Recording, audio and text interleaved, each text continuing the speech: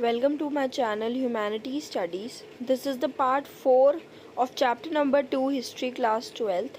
So our today's topic is coins and kings. अब कुछ हद तक हमने लास्ट वीडियो में पढ़ा था कि व्यापार स्टार्ट हो गया था करना। अब व्यापार के लिए क्या चाहिए थे? व्यापार के लिए कुछ चाहिए था ना, लेन देन के लिए, तो वो सिक्के थे। तो मतलब कि कुछ कॉइनेज भी आया होगा जिसकी वजह से लोग जो थे इतनी आसानी से एक्सचेंज किया करते थे चीज़ें। तो इस टाइम पे हमें एविडेंसेस देखने को मिलते हैं अबाउट पंच्ड मार्क्ड कॉइन्स, जो कि सिल्वर और कॉपर से बनाए जाते थे और उनको जो राजा या जो शासक रूल कर रहा था उस टाइम पे, उसके टाइम पीरियड के अंदर उनको मिंटेड करवाया जाता था और उनको व्यापार के पर्पस के लिए यूज़ किया जाता था।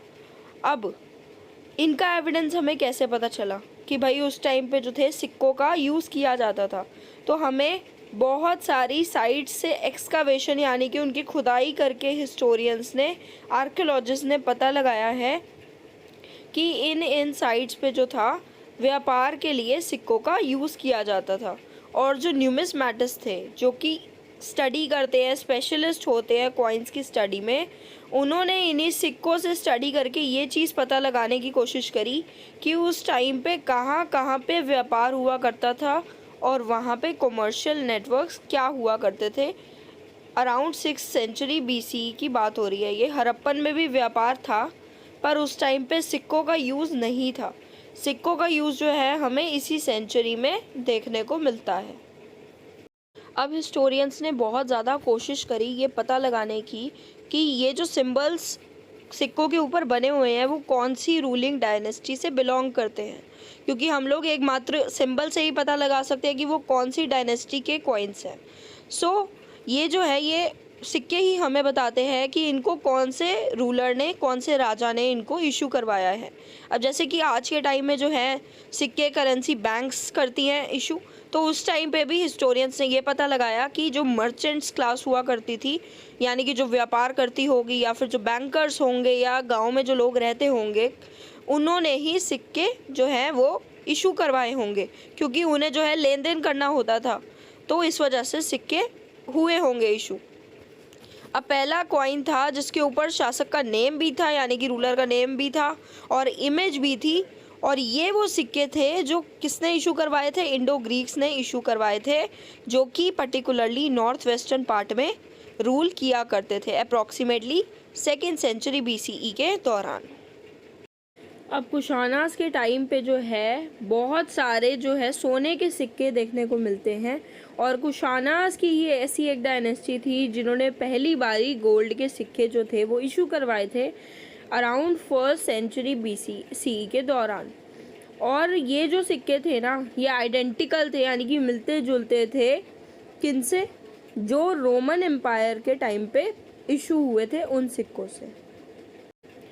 नाउ पार्थियन से भी, जो ईरान के रूलर थे, उनसे भी सिक्के मिलते जुलते थे और हैव बीन फाउंड, और इनके भी सिक्के जो हैं नॉर्थ इंडिया के कई पार्ट्स में देखने को मिलते हैं।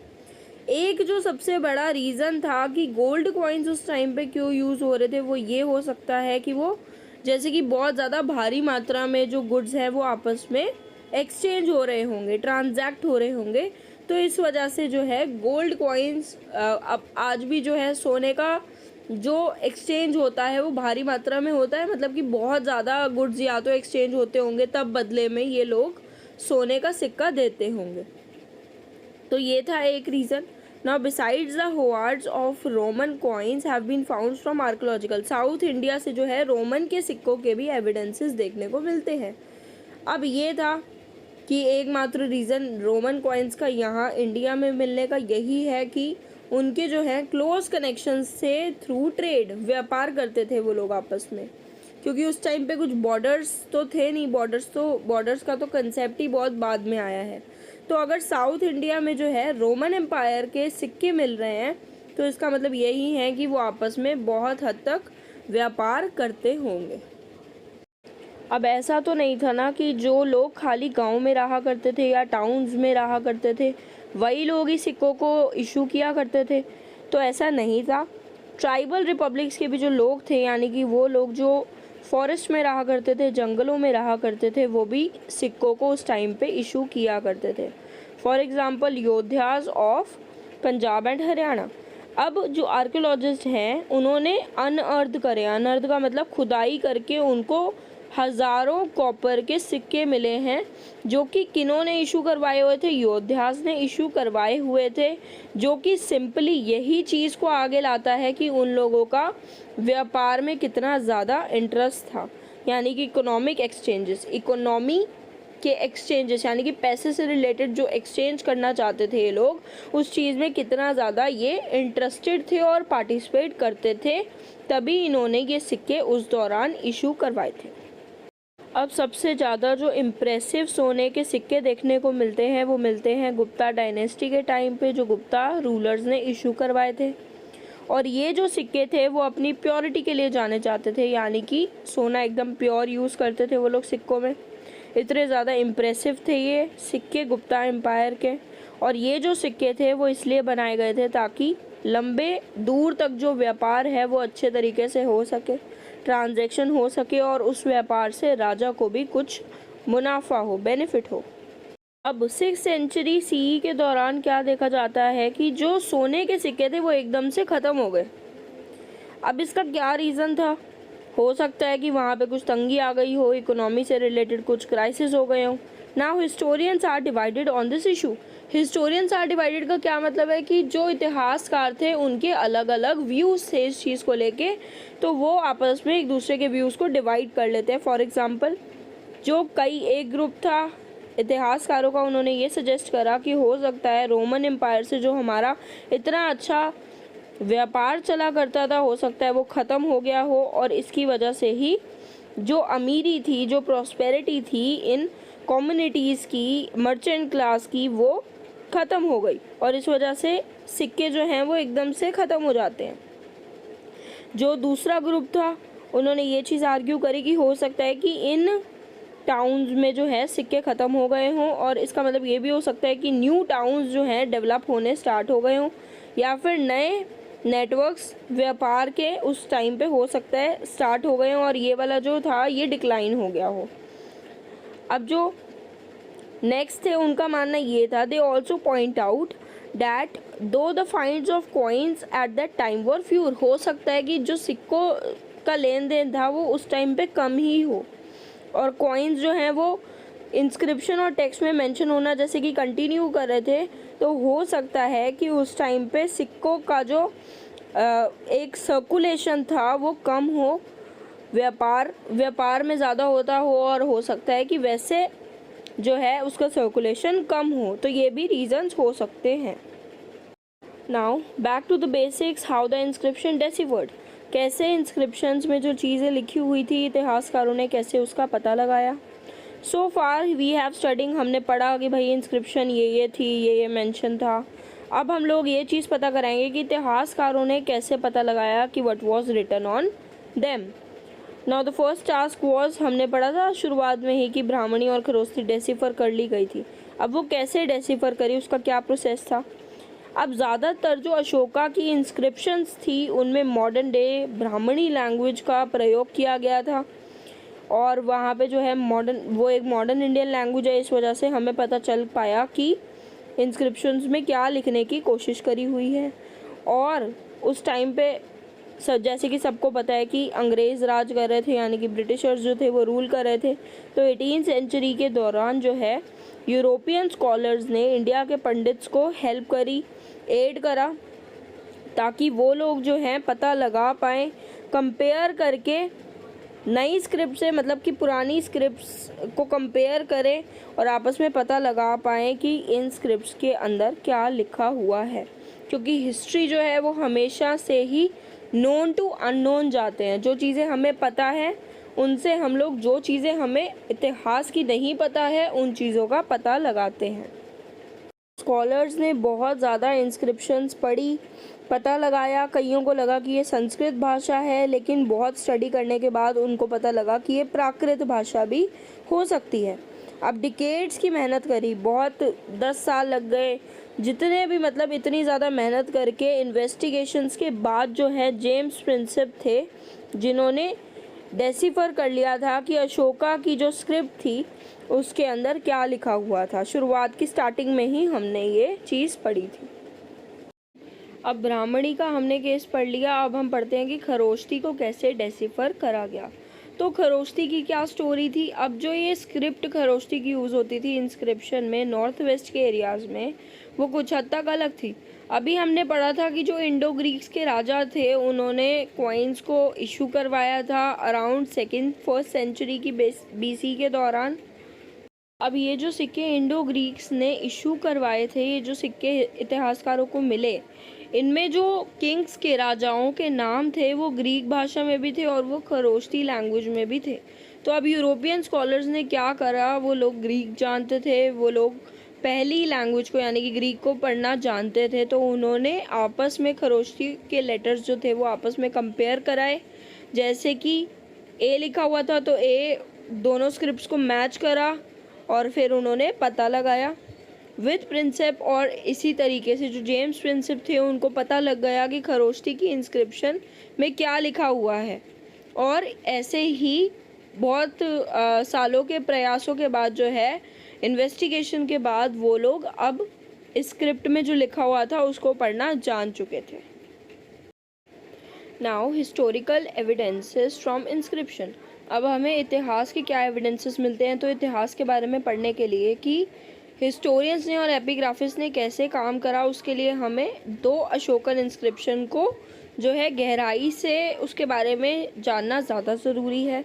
तो फर्स्टली हम लोग ये चीज़ देखते हैं कि जो अशोका थे रूलर, उनका डायरेक्टली नाम जो था इंस्क्रिप्शन के ऊपर मेंशन नहीं था। जो एक हमें इंस्क्रिप्शन देखने को मिलती है उसके ऊपर जो था अशोका मेंशन नहीं था, बल्कि रूलर के लिए जो टर्म्स यूज़ करे हुए थे दैट इज़ देवनमपिया और पियादसी। हमने शुरुआत में ही पढ़ा था कि प्लेजेंट टू बी होल्ड और ये सब चीज़ें जो थी, एक अच्छा इंसान, ये सारी चीज़ें जो थी यूज़ करी जाती थी राजा के लिए। अब जो दूसरी इंस्क्रिप्शन हमें देखने को मिली उसके ऊपर जो था अशोका का नेम मेंशन था और ये टाइटल्स के साथ मेंशन था, मतलब कि जैसे देवनमपिया और पियादसी साथ में अशोका भी मेंशन था।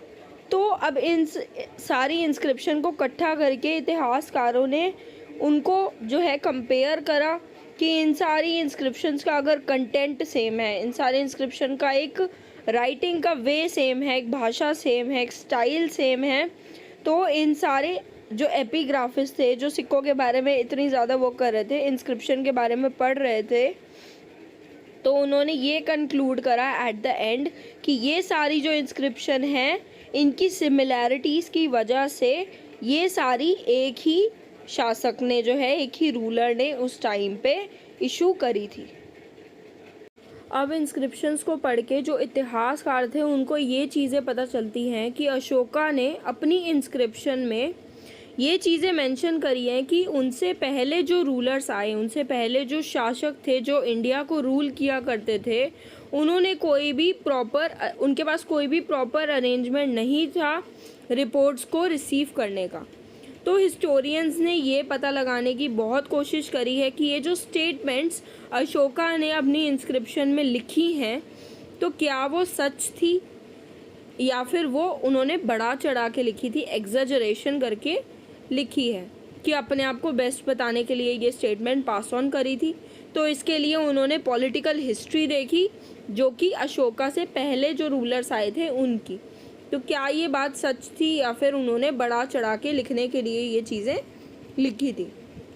अब इंस्क्रिप्शन जो है पढ़ते थे जब हिस्टोरियंस, इतिहासकार, तो उनको ये ऐसे कई वर्ड्स में मिलते थे जो कि कई ब्रैकेट्स के अंदर लिखे जाते थे। तो जो आज भी उन्होंने रिलेट करा, जैसे आज भी हम कुछ टेक्स्ट पढ़ते हैं तो उसके अंदर कुछ मीनिंग जो है वो ब्रैकेट्स के अंदर लिखे जाते हैं, तो वो ये चीज़ क्या चीज़ कन्वे करते हैं, बेसिकली मीनिंग बताते हैं ना, ताकि हमें पता चल पाए कि जो वर्ड ब्रैकेट के बाहर लिखा है उसका क्या मीनिंग है, ताकि जो ऑथर है वो चीज़ जो कन्वे करना चाहता है, जो वो इंटेंडेड मीनिंग चाहता है, कहीं वो चेंज ना हो जाए। इसके लिए कई वर्ड्स ऐसे लिखे जाते हैं और उसके बाद ब्रैकेट्स के अंदर जो है उनके मीनिंग कन्वे करे जाते थे। अब इतिहासकारों ने इंस्क्रिप्शन के थ्रू और भी चीज़ें पता लगाने की कोशिश करी, had to make other assessments as well. अब ये जो राजा अपने जो ऑर्डर्स थे, जो आदेश अपनी प्रजा के लिए रॉक्स के ऊपर, पत्थरों के ऊपर जो थे इंस्क्राइब करवाया करते थे, तो ऐसे ये लोग कम्युनिकेशन किया करते थे। और जो कोई भी रास्ते से गुजर रहा होता था, क्या उसको रोक के मतलब पढ़वाया जाता था कि ये जो हैं किंग के आदेश हैं। और क्या ज़्यादातर लोग वहाँ पे पढ़े लिखे हुआ करते थे, क्योंकि उस टाइम पे पढ़ाई का इतना ज़्यादा वो नहीं था इम्पोर्टेंस, तो ज़्यादातर शायद हिस्टोरियंस का ये मानना था कि वहाँ पे पढ़े लिखे नहीं होते होंगे। लेकिन ये भी था एक कि वहाँ पे पाटलिपुत्र में जो लोग राजा के अंडर रहा करते थे, क्या उनको प्राकृत भाषा आती थी? क्या जो किंग जो कानून, जो आदेश लोगों के लिए बनाता था, क्या वो लोग फॉलो किया करते थे उसके अंडर? सो बेसिकली ये जो आंसर्स थे इन क्वेश्चन के, ये पता लगाना इतिहास के बारे में बहुत ज़्यादा मुश्किल है थ्रू इंस्क्रिप्शन, क्योंकि हमारे पास मतलब कि हम कैसे इतिहास का इतना डेफिनेट चीज़ से आंसर दे सकते हैं, तो ये चीज़ पता लगानी बहुत ज़्यादा डिफ़िकल्ट है। Now some of the problems are evident if we look at an Ashokan inscription. अगर हम लोग अशोका की इंस्क्रिप्शन को देखें तो कुछ प्रॉब्लम सामने आती हैं, जैसे कि जब इंटरप्रेट करते हैं हिस्टोरियंस, इतिहासकार, तो उनको ये चीज़ पता लगती है कि रूलर का जो है थोड़ा सा सफरिंग्स दिखाते हैं। जब कभी भी जंग की सिचुएशन आती थी उनके राज्य में, तो उनका एटीट्यूड थोड़ा सा बदल जाया करता था नॉर्मल सिचुएशन से। As we shall see, the situation became more complex। जो सिचुएशन थी वो और ज़्यादा संगीन हो जाती है, कॉम्प्लेक्स हो जाती है। And once we move beyond the reading the inscription, मतलब कि अगर हम लोग डिटेल में पढ़ेंगे तो हम जानेंगे कि किस टाइम पे जो राजा था उनका कब एटीट्यूड में चेंज होता है, और जंग के दौरान मतलब क्या क्या सिचुएशंस उनके राज्य में फेस होती हैं। अब जो अशोकन इंस्क्रिप्शन हमें उड़ीसा के एरिया से मिलती है, वो एंग्विश नहीं दिखाती है, वो पेन नहीं दिखाती है किंग का, क्योंकि शायद ये जो इंस्क्रिप्शन हमें इन एरिया से मिली है उस रीजन को कभी कॉन्कर करने, मतलब कॉन्कर नहीं हुआ, वो कभी भी कोशिश नहीं हुई कि दूसरे हमलावर उस पर हमला करें किसी टाइम पे भी। So what are we to make of that? Is that anguish of recent conquest was too painful in the region? मतलब कि क्या एंग्विश जो है वो दिखाती है कि राजा किस दर्दनाक सिचुएशन से जूझ रहा था जब उसके बाहर से कॉन्क्वेस्ट होता है। And therefore the ruler was unable to address the issue. और रूलर जो था वो इतना ज़्यादा मतलब वो हो गया था कि वो एड्रेस नहीं कर पा रहा था अपनी इंस्क्रिप्शन पे उसका पेन, जो उसको अपने राज्य के कॉन्करिंग में हुआ। हमने इंस्क्रिप्शंस के बारे में पढ़ा कि इंस्क्रिप्शन जो थे वो एक इम्पॉर्टेंट था, एक ज़रिया जिससे हम लोग इतिहास के बारे में पता लगा सकते हैं, एक राजा के बारे में। So there are also limitation that exist in inscriptional evidences. जो इतिहासकार थे उनको कुछ लिमिटेशंस का भी सामना करना पड़ा, इतना आसान नहीं था इंस्क्रिप्शन से पता लगाना, रिकन्स्ट्रक्ट करना। So first problem was sometime there was technical limitations. कभी कभी टेक्निकली ही लिमिटेशंस आती थी, जैसे कि कोई लेटर्स जो हैं वो फेंटली लिखे गए हैं, या फिर टाइम टू टाइम वो फेंट हो गए हैं क्योंकि इतने ज़्यादा टाइम से वो लोग सरवाइव कर रहे हैं ये लेटर्स। सो दस रिकन्स्ट्रक्शन आर अनसर्टेन, तो उसकी वजह से जो रिकन्स्ट्रक्शन है वो थोड़ी सी उसमें रुकावट आई है। So also inscriptions are may be damage. कभी कभी ऐसा भी होता था कि कभी इंस्क्रिप्शन टूटी हुई है या कुछ उसमें लेटर्स मिसिंग है। It is not always easy to be sure about the exact meaning of the word. अच्छा, कभी कभी हिस्टोरियंस को ये भी नहीं पता होता था कि हम जो मतलब निकाल रहे हैं उस वर्ड का, तो क्या इतिहास में भी राजा यही मतलब अपनी प्रजा तक कन्वे करना चाहता था? क्या यही राजा जो था अपनी इंस्क्रिप्शन में लिखना चाहता था जो हिस्टोरियंस ने मतलब समझा?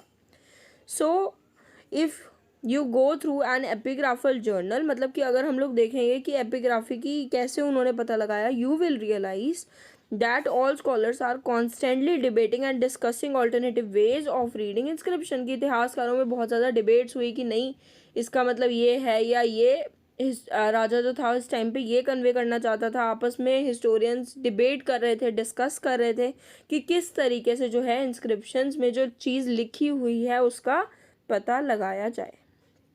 और जो डिस्कवर हुए हैं ज़्यादातर वो डेसिफर नहीं हो पाए हैं। पब्लिश्ड नहीं हो पाए या फिर उनको हिस्टोरियंस ट्रांसलेट नहीं कर पाए, हम लोग पता नहीं लगा पाए कि उनके अंदर लिखा क्या हुआ है। Now besides many more inscription must have existed, अभी भी एग्जिस्टेड है, विच हैव नॉट सर्वाइव्ड, मतलब कि इंस्क्रिप्शन उस टाइम तक सर्वाइव ही नहीं कर पाए जब तक हम इतिहास का पता लगाना शुरू कर रहे थे। तो ऐसे बहुत सारे इंस्क्रिप्शन हैं जो सर्वाइव नहीं कर पाए time to time. So what is available at the present is probably only a fraction, कि मतलब अब जो इंस्क्रिप्शन प्रेजेंट में अवेलेबल हैं वो खाली एक फ्रैक्शन है, ज़्यादातर जो है सर्वाइव नहीं कर पाए। कई जो हमें मिले हम लोग पता नहीं लगा पाए, डेसिफर नहीं कर पाए, ट्रांसलेट नहीं कर पाए। तो बेसिकली हमें इतिहास के बारे में आज भी फ्रैक्शन नॉलेज ही पता है। There is another perhaps more fundamental problem. Not everything what we may consider politically and economically significant was necessarily recorded in inscription. अब historians ने ये तो उनको पता था कि जो चीज़ उस टाइम पे political wise या फिर पैसे से related important होती थी तो उस चीज़ को जो राजा हुआ करते थे वो inscription में रिकॉर्ड कराते थे। Now for instance जो डेली रूटीन वगैरह होते थे उनका कोई भी मेंशन हमें inscription में देखने को नहीं मिलता है। which focus not more than on grand unique events, मतलब कि जो यूनिक इवेंट्स होते थे उनको ही इंस्क्रिप्शन में लिखा जाता था। Now the content of inscription almost invariable project and perspective of a person who commission them, मतलब कि जो होता था कंटेंट इंस्क्रिप्शन वो उसी चीज़ पे डिपेंड करता था जो चीज़ इंपॉर्टेंट थी। डेली लाइफ के रूटीन्स नहीं लिखे जाते थे। As such they need to juxtapose with other perspectives so as to arrive at a better understanding of a past, कि मतलब हमको हर पहलू देखने की ज़रूरत है अगर हमें इतिहास के बारे में रिकंस्ट्रक्ट करना है प्रॉपरली। अब एपिग्राफी जो थी वो हमें पूरी अंडरस्टैंडिंग नहीं बताती है इतिहास की, चाहे वो पॉलिटिक्स से रिलेटेड हो चाहे वो इकोनॉमिक्स से रिलेटेड हो। कुछ जो बातें हैं वो आज भी ऐसी हैं जो हमें अब शायद डिस्कवर करनी पड़ेंगी, क्योंकि अभी भी कुछ फ्रैक्शन चीज़ें ही हैं जो हमने इतिहास के बारे में रिकंस्ट्रक्ट करी है। So also historians often question both old and new evidences, historians जो हैं इसलिए इतिहास के नए और पुराने दोनों पहलुओं को कवर करके इतिहास को रिकंस्ट्रक्ट करते हैं। Now scholars in the late 19th and early 20th century were primarily interested in the histories of king, जो आए 19th सेंचुरी में और 20th सेंचुरी में वो लोग आपस में किंग्स की हिस्ट्री का पता लगाना चाहते थे कि कौन सा राजा आया, कौन सी डायनेस्टीज आई। And from mid 20th century onward the issue such as economic change, की इकोनॉमी वाइज क्या क्या चेंजेस आए सोसाइटी में, कौन से सोशल ग्रुप्स जो थे वो इम्पोर्टेंट हुए, कौन से नीचे थे कौन से ऊपर थे। तो recent decades have seen a much preoccupation with histories of marginalise group, मतलब ये लोग थे राजा महाराजा को छोड़ के जो है बीच में जो मार्जिनलाइज ग्रुप थे उनके बारे में भी इतिहास का रिकंस्ट्रक्ट करने में इंटरेस्टेड थे।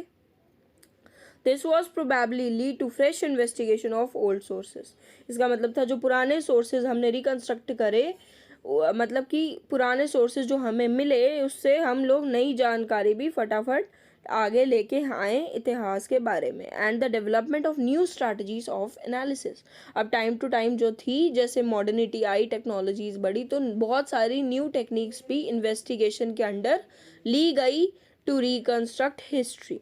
तो हमारा सेकंड चैप्टर जो था हिस्ट्री का क्लास 12 ख़त्म हो चुका है। होप आपको ये चैप्टर की एक्सप्लेनेशन पसंद आई हो। If you like it please like share and subscribe and thank you for watching.